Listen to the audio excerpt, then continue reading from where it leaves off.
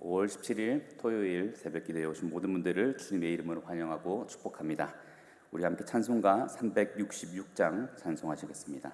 찬송가 366장 찬송하시겠습니다.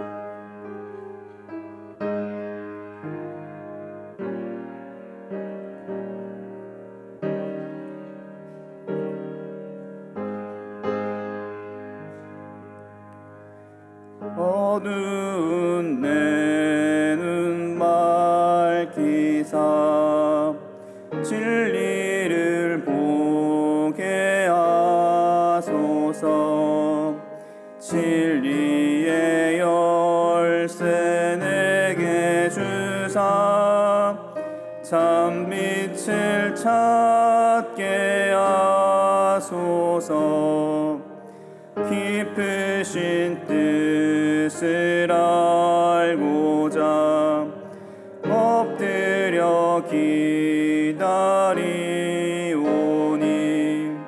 내 눈을 뜨게 하소서. 성령이여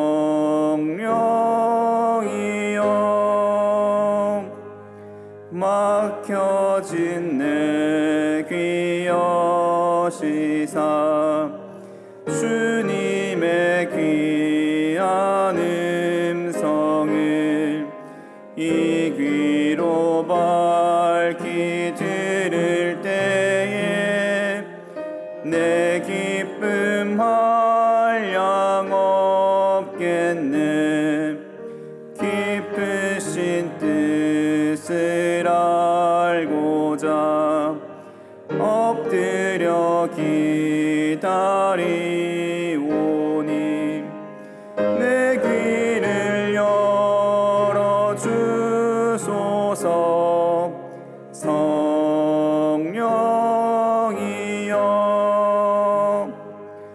봉해진 내 입 여시사 복음을 널리 전하고 차가운 내 맘 녹여주사 사랑을 하게 하소서. 깊으신 뜻을 알고자 엎드려 기다리오니 내 입을 열어주소서.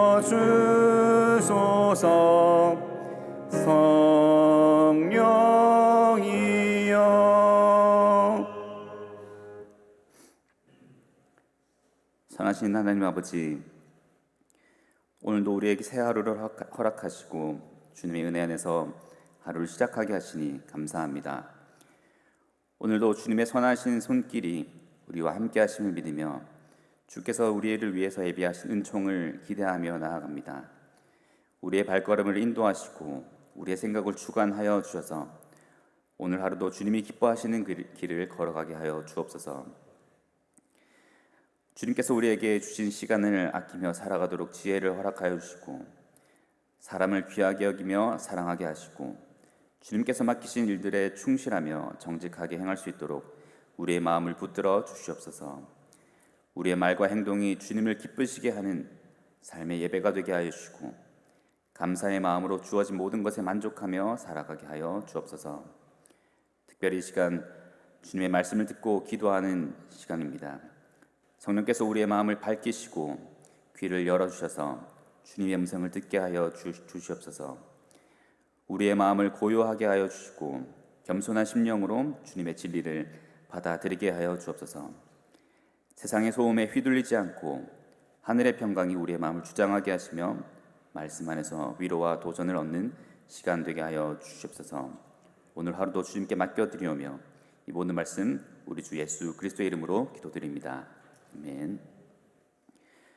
하나님의 말씀 오늘 에스더 5장 1절에서 14절까지의 말씀을 함께 보도록 하겠습니다.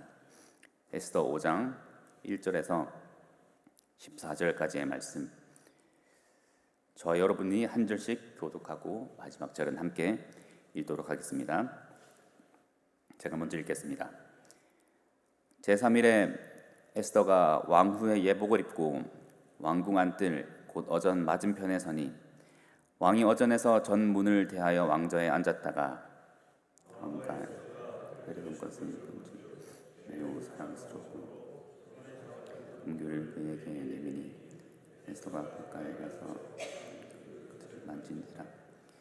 왕이 이르되 왕후 에스더여 그대의 소원이 무엇이며 요구가 무엇이냐 나라의 절반이라도 그대에게 주겠노라 하니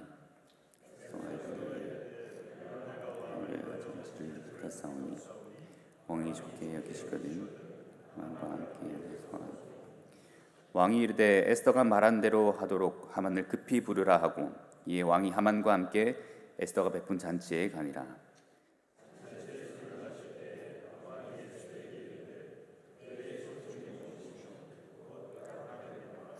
그의 요구가 무엇이뇨 나라의 절반이라 할지라도 시행하겠노라. 에스더가 대답하여 이르되 나의 소청 나의 요구가 이러하니이다. 내가 만일 왕의 목전에서 은혜를 받고 왕이 내 소청을 허락하시며 내 요구를 시행하시기를 좋게 여기시면 내가 왕과 하만을 위하여 베푸는 잔치에 들어오소서. 내일은 왕의 말씀대로 하리이다.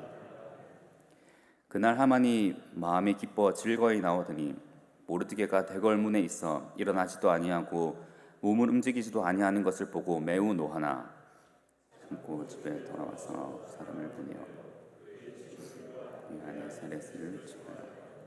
자기의 큰 영광과 자녀가 많은 것과 왕이 자기를 들어 왕의 모든 지방관이나 신하들보다 높이는 것을 다 말하고 또 하만이 이르되 왕과 에스더가 왕과 함께 그를 허락받은 자는 나밖에 없었고 또 왕도 함께 청함을 받았느니라.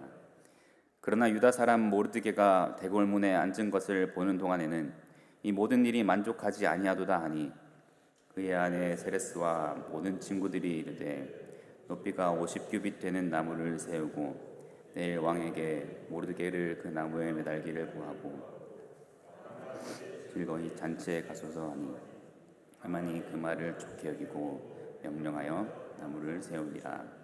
아멘. 좋으신 우리 주님의 선하심이 여러분 모두 함께 하시기를 주님의 이름으로 축복합니다. 오늘은 에스더 본문 5장을 함께 살펴보고자 합니다. 에스더는 이제 결단하였습니다. 믿음으로 결단하여서 왕 앞에 나아가기로 하였습니다. 하나님의 섭리로 인하여서 자신이 왕후가 되었다는 것을 깨닫고 또 자신을 부르신 그 부르심이 있다는 것을 깨닫고 이제 에스더는 왕 앞에 나아가기로 작정하였습니다. 에스더는 왕 앞에 나아갔고 기적적으로 하나님의 은혜로 왕이 그녀에게 금규를 내밀었습니다. 목숨을 잃을 수도 있는 위기의 순간이었습니다. 하지만 하나님께서 그녀를 살려주셨고 금규를 잡을 수 있었습니다. 하지만 이게 끝이 아니었습니다. 오히려 진짜 도전은 이제 시작되었던 것입니다. 에스더는 왕의 금규를 받고 목숨은 건졌지만 여전히 거대한 산들이 여전히 남아 있었습니다. 몇 가지 산들이 남아 있었는데 모든 것이 해결된 것이 아니었죠. 첫 번째로는 에스더는 제국 최고 실세인 하만이 추진하는 법령을 막아야만 합니다. 이 법은 하만의 권세 아래서 왕의 반지로 직접 인친 변개할 수 없는 법입니다. 페르시아 제국에서는 왕의 인장을 찍은 법은 절대로 바꿀 수 없는 법이었습니다. 그런데 에스더는 이 법을 지금 바꾸려고 하고 있는 것입니다. 두 번째로 에스더의 요구가 왕에게 제국의 절반을 줄 만큼의 가치가 있다고 하더라도 이건 결코 적은 대가가 아닙니다. 왕이 그렇게 말했다고 할지라도 정말 왕이 그만큼의 대가를 치르면서 에스더 요구를 들어줄지는 알 수 없는 일입니다. 그리고 이 조서는 이미 왕이 직접 제거한 법이라는 점에서 문제가 심각합니다.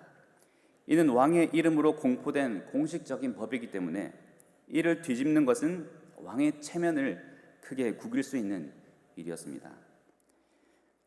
아시다시피 권력자들은 체면을 굉장히 중요하게 여깁니다. 그 체면이 깎이는 순간 자신의 권위도 흔들릴 수 있기 때문입니다.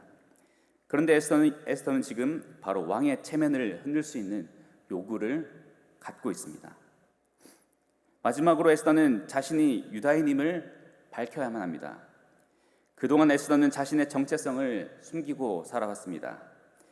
왕에게도 왕궁의 사람들에게도 그녀가 유다인이라는 사실을 숨기고 살아왔죠. 그런데 이제 그 비밀을 드러내야 하는 순간이 온 것입니다. 학자들에 따르면 지난 5년간, 5년이라는 세월이 흘렀다고 하는데 5년간 왕을 속여온 셈이 되고 그 대가를 치르게 될 수도 있다는 것을 의미하고 있습니다. 에서는 왕 앞에 결단함에 나아갔습니다. 그리고 금규까지 받게 되었습니다. 하지만 그것이 끝이 아니었습니다. 그것이 모든 것이 해결된 것이 아니었습니다. 오히려 그 앞에 남아있는 산들이 더 많았던 것이죠. 이것을 보면서 우리의 인생도 이와 같다는 생각을 하게 됩니다. 우리는 종종 이것만 해결되면 평안할 거야, 이것만 해결되면 좀 삶이 나아질 거야 라고 생각하지만 사실 인생은 끊임없는 도전의 연속입니다. 에스더 역시 그랬습니다. 하나님을 신뢰하며 한 걸음 한 걸음 내딛고 있지만 모든 문제가 끝난 것은 아니었습니다. 오히려 그 이후에 더 큰 도전이 에스더를 기다리고 있었던 것이죠. 우리도 마찬가지입니다. 우리도 믿음의 결단을 하고 하나님의 말씀을 듣고 믿음으로 한 걸음 내딛지만 그것이 결코 끝이 아닙니다. 하나의 문제를 해결하고 나면 또 다른 문제가 기다리고 있고 때로는 그 문제가 더 크고 두렵게 느껴집니다. 오히려 그 결단 이후에 더 큰 도전들이 우리를 기다리고 있는 것이죠. 그렇다면 우리는 이런 도전 앞에서 어떻게 해야 할까요? 오늘 본문은 우리에게 어떤 답을 제시해주고 있을까요? 이 장에서는 하만의 어리석음과 에스더의 지혜를 극명하게 대조하고 있습니다. 우리를 향해서도 하만의 어리석음을 피하고 에스더와 같이 지혜를 따라 살아갈 것을 권면하고 있는 것입니다. 그래서 오늘 본문을 통해서 하만과 에스더를 그 삶의 모습을 살펴보면서 하나님을 중심으로 삼았던 에스더와 그렇지 않았던 하만의 삶을 비교해 보면서 우리를 향하신 하나님의 뜻이 무엇인지를 깊이 생각해 보는 시간이 되기를 바랍니다. 첫 번째로 하만의 어리석음을 함께 살펴보도록 하겠습니다. 하만은 페르시아 제국에서 매우 높은 자리에 있었습니다. 그는 2인자였습니다. 그는 왕의 신임을 받았고 왕과 왕후가 함께하는 특별한 파티에 초대될 정도로 권력과 영광을 누리고 있었습니다. 겉으로 보기에 그는 굉장히 성공한 인생을 살고 있었던 것입니다. 그 누구도 그보다 높은 사람이 없었기 때문입니다. 하지만 그의 삶을 자세히 살펴보면 그는 결코 평안한 인생을 살고 있지 않았습니다. 그 이유는 그가 세상의 헛된 영광을 우상으로 삼고 그것에 자신의 가치를 부여했기 때문이었습니다. 오늘 본문 9절에 보면 하만은 왕과 왕후가 주최한 파티에서 나올 때 마음이 기뻐 즐거워했다고 합니다. 왕과 왕후의 특별한 잔치에 자신만 초대받았다는 사실이 그를 굉장히 흥분시켰던 것입니다. 나 같은 사람이 왕과 왕후의 그 파티에 초대될 수 있다니 나는 정말 중요한 사람이구나 라고 생각하며 매우 기뻐했습니다. 그는 다른 사람들로부터 인정받고 칭찬받는 것이 자신의 존재 가치를 확인하는 방법이었던 것입니다. 그런데 그가 그렇게 기뻐하면서 나올 때에 한 사람을 만나게 됩니다. 모르드게입니다. 모르드게가 여전히 그에게 절하지 않고 일어나지도 않았습니다. 예의를 표하지 않았던 것이죠. 이 장면에서 하만의 기뻤던 마음은 순식간에 뒤바뀌었습니다. 이 기쁨으로 가득 찼던 마음이 순식간에 분노로 타올랐습니다. 방금 전까지만 해도 왕과 왕후에게 특별히 인정받은 존재라고 자부했던 그가, 기뻐했던 그가 모르드게를 만나자마자 그 한 사람의 무시로 인해서 분노와 상처를 받게 된 것입니다. 여러분, 여기서 하만의 어리석음이 드러납니다. 하만은 자신의 정체성을 사람들의 인정에서 찾고 있었습니다. 다른 사람들이 자신을 우러러보고 존경할 때 그는 기뻐했습니다. 하지만 누군가 자신을 무시하거나 인정하지 않을 때 그는 매우 분노했습니다. 그의 감정은 다른 사람들의 반응에 따라 급격하게 변했던 것입니다.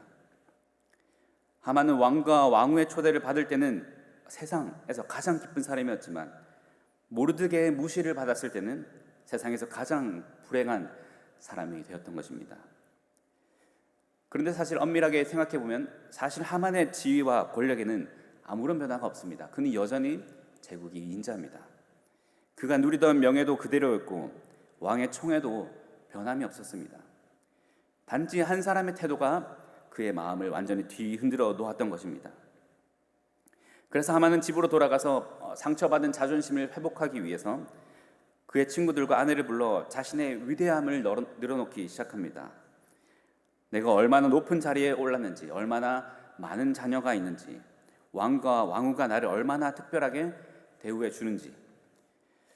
하지만 이 이야기를 듣는 그의 친구들과 아내들은 이미 이 사실을 잘 알고 있었을 것입니다.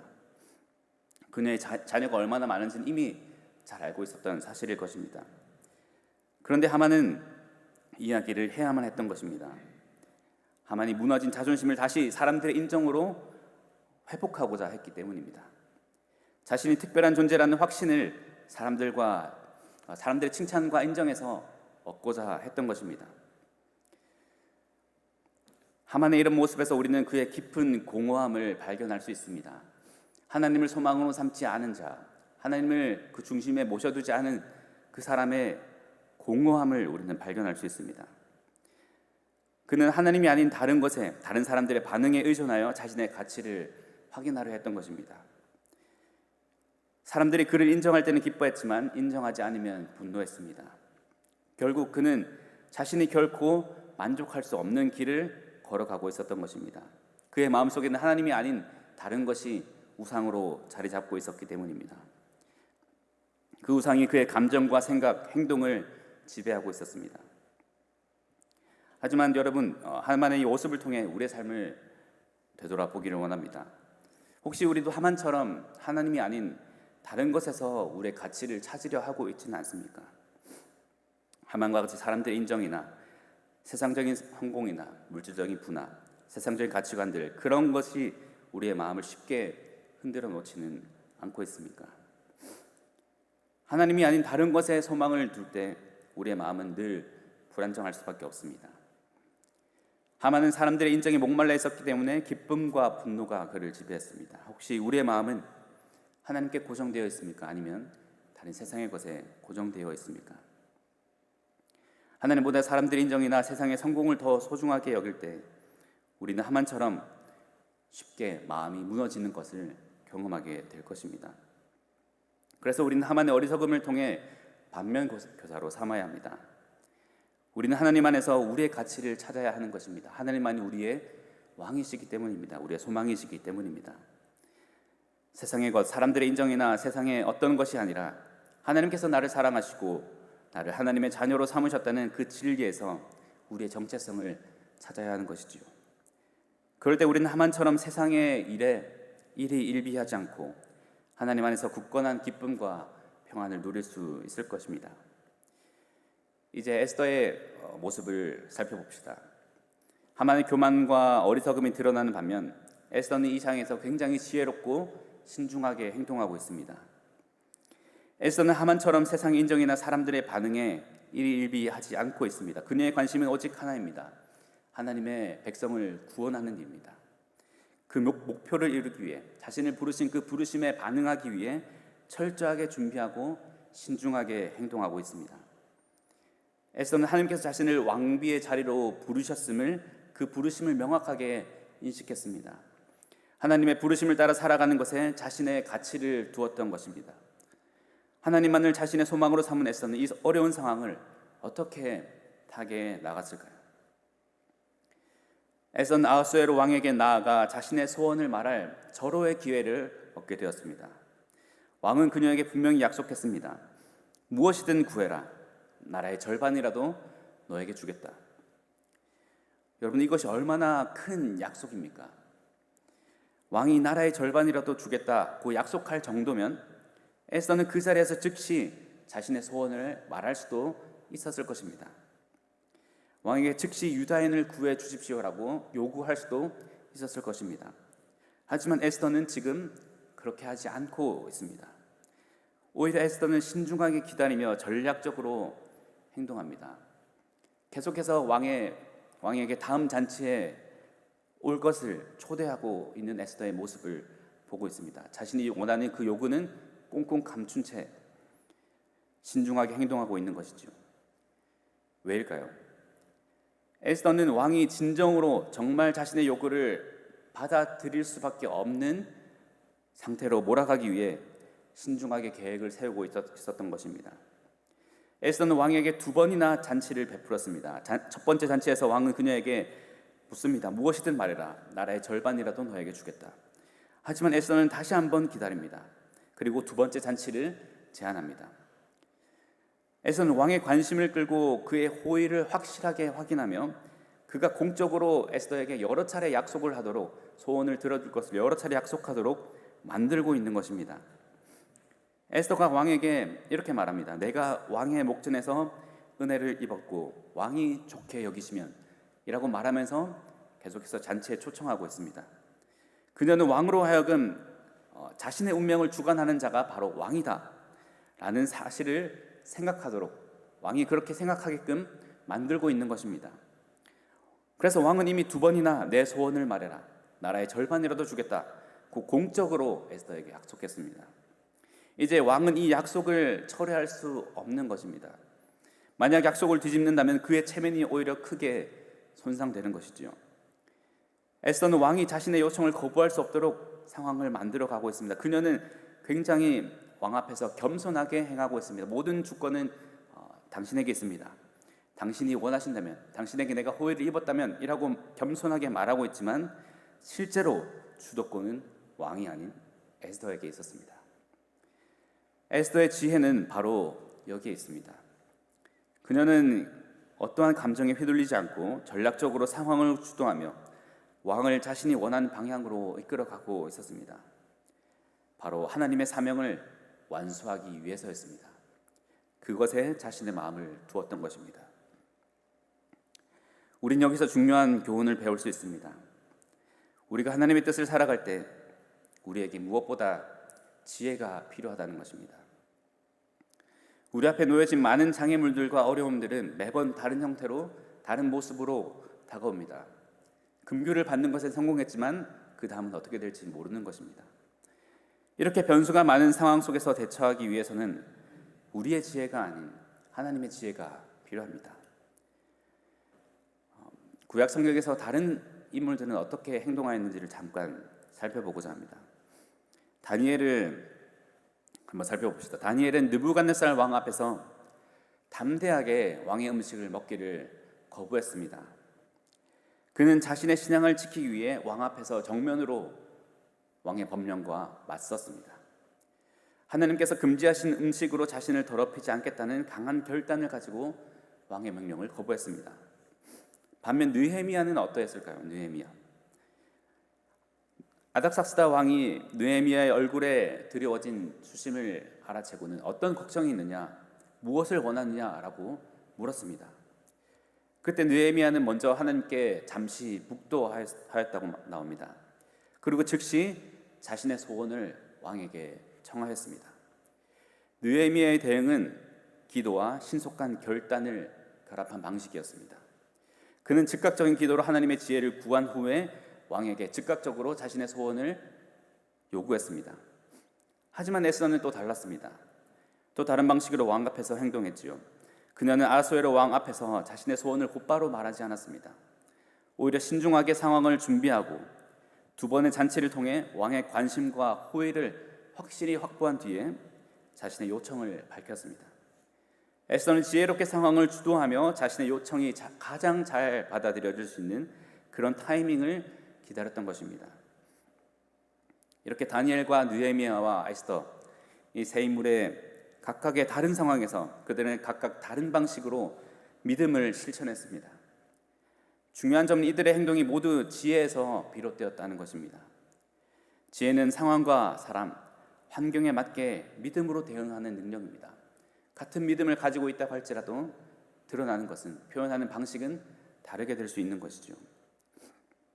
다니엘은 담대하게 결단하였고 느헤미야는 기도와 신속한 반응을 하였고 에스더는 신중한 전략을 세우고 있습니다. 모두가 각 상황에서 지혜롭게 행동한 예인 것입니다. 그렇게 우리 또한 매 순간 하나님의 지혜를 구하며 상황에 맞는 믿음을 보여야 하는 것입니다. 사랑하는 여러분, 이 시간 하나님의 지혜를 구하시기를 바랍니다. 매 순간 하나님의 지혜가 필요합니다. 어떤 상황이 우리에게 들이닥칠지 모르고 어떤 어려움이 우리에게 떠올지 모릅니다. 우리는 그것을 다 해결할 수 있는 능력이 없기 때문에 하나님의 지혜를 구해야만 하는 것입니다. 감정에 휘둘리거나 세상의 평가에 흔들리거나 세상의 것을 우리의 가치관으로 중심으로 잡으며 살아갈 때 우리는 흔들릴 수밖에 없을 것입니다. 하지만 오직 하나님의 뜻을 바라보며 우리를 부르신 하나님의 그 부르심을 향해 나아갈 때, 하나님을 중심으로 삼고 하나님을 소망으로 삼을 때 하나님께서 우리에게 지혜를 허락하여 주실 것입니다. 우리가 서 있는 각자의 자리, 우리가 맡은 역할, 우리가 만나는 사람들, 이 모든 것이 하나님의 섭리 안에 있습니다. 그 자리에서 하나님을 기쁘시게 하는 삶을 살아가기 위해서는 하나님의 지혜가 필요한 것입니다. 우리의 삶을 통해 하나님의 영광이 드러나게 하기 위해서는, 그 믿음이 실천되기 위해서는 지혜가 필요한 것입니다. 하나님께서는 우리에게 이렇게 약속하셨습니다. 너희 중에 누구든지 지혜가 부족하거든 모든 사람에게 후히 주시고 꾸짖지 아니하시는 하나님께 구하라. 그리하면 주시리라. 하나님께서 우리에게도 그 지혜를 주실 것입니다. 구하는 자에게 후히 주실 것입니다. 우리를 부르신 그 자리에서 하나님의 지혜로 하나님의 뜻을 이루어 가시기를 바랍니다. 에스더가 나아갔던 왕 아하수에로 왕은 무자비하고 변덕스러운 포악한 왕이었습니다. 왕의 은혜를 얻기 위해 에스더는 위험을 감수해야만 했습니다. 언제 기분이 바뀔지 모르고 언제 그녀를 외면할지 모르는 왕이었습니다. 하지만 우리에게 있는 왕은 그런 분이 아닙니다. 우리에게는 자비로우신 왕, 사랑이 많으신 왕, 하나님 아버지가 계십니다. 우리의 하나님은 무자비하거나 변덕스럽지 않으십니다. 하나님은 언제나 우리를 사랑하시며 우리의 기도를 들으시기를 기뻐하시는 분입니다. 그렇기에 우리는 에스더와 같이 조심스럽게 나아갈 필요가 없고 자녀된 신분으로서 하나님께 담대히 나아갈 수 있는 것입니다. 히브리서 4장 16절에서는 이렇게 말합니다. 그러므로 우리는 긍휼하심을 받고 때를 따라 돕는 은혜를 얻기 위하여 은혜의 보좌 앞에 담대히 나아갈 것이니라. 하나님께서는 우리에게 때를 따라 돕는 은혜를 허락하십니다. 그분의 자녀들에게, 그에게 구하는 자에게 지혜를 허락하여 주셔서 우리는 어떠한 모든 상황에서 어떻게 행동해야 될지 지혜가 없지만 하나님께서 우리를 도우시고 때를 따라 도우신다고 성경은 말하고 있습니다. 아버지의 사랑은 신실합니다. 이러한 신실한 우리의 아버지이신 하나님의 은혜의 보좌 앞에 담대히 나아가는 모든 성도님들 되시기를 간절히 바랍니다. 하나님은 언제나 은혜의 보좌를 열어두고 우리를 기다리고 계십니다. 우리가 하나님께 나아가 지혜를 구할 때 우리를 꾸짖지 아니하시고 후히 주십니다. 그 은혜의 보좌 앞에 담대히 나아갑시다. 때를 따라 도우시는 은혜를 의지하고 하나님께 주신 지혜를 통하여 우리 삶 속에서 하나님의 뜻이 이루어지고 하나님의 영광이 드러나게 되기를 주님의 이름으로 간절히 축원합니다. 함께 기도하십시다. 함께 소리내어서 기도하기를 원합니다. 먼저 우리 자신을 위해서 기도합시다. 주님, 우리는 주님 앞에 나와 주님의 지혜를 간구하며 나아갑니다. 에스더에게 신실하셨던 주님께서 우리에게도 하늘의 지혜와 용기로 가득 채워 주시기를 원합니다. 우리가 어떤 상황 속에서도 우리의 생각과 지혜를 의지하는 것이 아니라 하나님의 뜻을 분별할 수 있게 하여 주시고 세상 유혹에 흔들리지 않도록 굳건히 서게 하여 주옵소서. 그리고 또 우리 교회 공동체를 위하여서 기도합시다. 주님, 우리를 하나 되게 하여 주시고 사랑 안에서 지혜 안에서 서로를 세워가는 교회가 되게 하여 주옵소서. 주님의 진리를 온전히 전하며 주님의 사랑을 실천하는 공동체가 되게 하여 주시고 필요한 모든 것을 우리에게 공급하여 주시며 담대하게 주님의 진리를 전할 수 있도록 주님의 지혜와 용기를 더하여 주옵소서. 또 연약한 성도들과 긍휼이 피한 형제자매들 하나님의 손이 붙들어 주시기를 기도합니다. 질병으로 고통받는 이들, 외로움 속에 지친 이들, 절망 가운데 있는 이들이 주님의 따뜻한 손으로 만져주시고 회복시켜 주옵소서. 슬픔 가운데 있는 자들에게는 위로를, 약한 자들에게는 힘을, 낙심한 자들에게는 소망을 더하여 주옵소서. 주님께서 그들 곁에 계셔서 그들의 마음을 평안으로 채워주시기를 간구합니다. 이렇게 우리의 개인 또한 우리의 개인 기도 제목들을 가지고 다 함께 기도하며 나아가도록 하겠습니다. 기도하겠습니다. 주님 감사합니다. 오늘도 우리에게 사랑과 자비가 무한하신 우리의 왕이신 하나님 아버지, 우리에게 하나님의 지혜와 인내 그리고 담대한 믿음이 얼마나 중요한지 가르쳐 주시니 감사드립니다.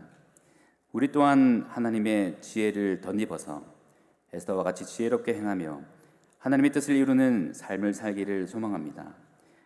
우리가 구할 때 지혜를 허락하여 주시고, 세상은 끊임없이 우리를 흔들고 수많은 선택의 길 앞에서 우리는 종종 혼란에 빠지지만 주님께서 우리를 붙들어 주시며 그 지혜가 우리의 마음을 밝혀주시고 우리의 눈을 여시며 주님의 진리가 우리의 길을 인도하게 하여 주옵소서.